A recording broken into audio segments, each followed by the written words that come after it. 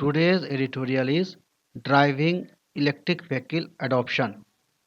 And for driving electric vehicle adoption, the suggestion made in the editorial is increase incentives and cut duties with sunset clauses. That is, these incentives have to be given for a fixed time period. After that, these incentives should be withdrawn. When the promotion of electric vehicles come, we refer to FAME2. FAME stands for FAME stands for faster adoption and manufacturing of electric vehicles. FAME2 scheme aims to promote the use of electric vehicles in India. Under FAME2, the government has announced an outlay of rupees 10,000 crore to boost the number of electric vehicles in India.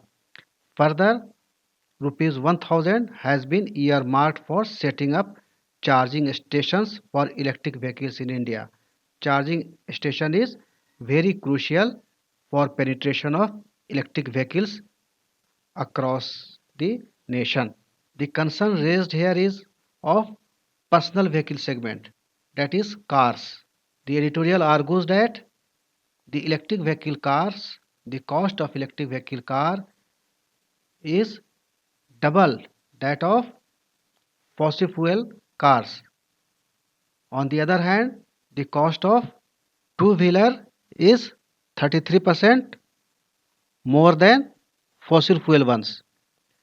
And as far as EV buses are concerned, state governments into make purchases for their transport fleets. Again, private sector too might not be averse to own electric vehicles. So the main concern is here related to car segment. Center and state have given a lot of incentives in the past. Delhi recently waived road tax for electric vehicles, while the GST Council allowed the segment to be moved into the 5% rate bracket. Penetration of personal electric vehicle is 0.1% in India, and the global penetration for personal electric vehicle is 2.7%. So to push up the penetration of personal electric vehicles, costs need to come down meaningfully for buyers.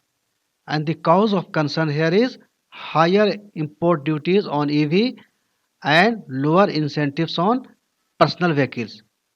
While the government's incentives for electric buses cover 35 to 40% of the cost, for personal vehicles it is barely 20%. In another countries, in UK, compensation is 35% of the cost, and in China initially it was between 30 to 50%. So for personal vehicle we have to increase the existing incentive of 20%, and at least it should be brought to international, as the example of UK and China is given here, and putting that into 35 to 40% bracket will suffice. Further, in the budget of 2021, custom duties on EVs and components were raised by at least 5 to 15%. Given that a fair share of the components are still not made locally, this pushed up the cost of manufacturing.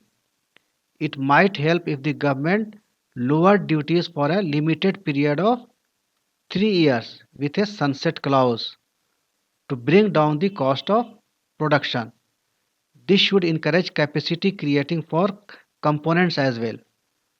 While the cost of batteries has fallen 87% in the last decade, manufacturing must also be pushed here. Setting up a charging infrastructure is also crucial. The editorial emphasizes here for giving incentives to personal vehicle segment because the cost here is double that of fossil fuel, and the incentives given by government is only 20% for personal vehicle segment, and for buses it is nearly 35 to 40%. And in other countries like UK and China, incentives of 30 to 50% for personal vehicle segment has been given. So it is important for India also to give incentives to meaningfully increase the penetration of electric vehicles. That's all for today. Thanks for listening.